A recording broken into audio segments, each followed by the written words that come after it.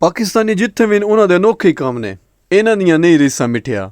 गोरियां दे बच्चे किसी ऊंची बिल्डिंग ते चढ़ जान, वो देखो मामा वो देखो पापा, कितनी छोटी छोटी नज़र आ रही हैं चीज़ें, वो उस तरफ हमारा घर है। तो साढ़े चल भी बिलिया थूक सड़ते हैं, वेखने सब तो पहले थले कि पहुँचती है। अंग्रेज़ों के बच्चे किसी पहाड़ ते चढ़ जान, वाओ मामा वाओ पापा, कितना ब्यूटीफुल व्यू है, so elegant so beautiful, just like wow. तो साढ़े झील वेख लैन, छप्पड़ वेख लैन, कोई साफ तलाऽ वेख लैन, विच इट्टां रोड़े सट्टन लग पौंदे। नहीं यकीन आउंदा आप ही देख लो।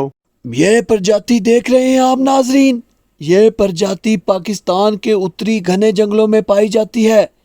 इस प्रजाति को जैसे ही कोई पत्थर रोड़ा नजर आता है, ये उस पर हमला कर देती है। इस नर प्रजाति को इस वक्त एक पत्थर नजर आ गया है। हमले की शुरुआत हो चुकी है। नर प्रजाति ने उस पत्थर पर हमला कर दिया है। नर प्रजाति के शानदार हमले की वजह से पत्थर झील में जाना शुरू हो गया है। यह सफ़र पत्थर का आखिरी सफ़र होगा। कमेंट्स विच उन्हां लोगों ते मैंशन करिया जिन्हां दे अंदर अजे भी एक कीड़ा है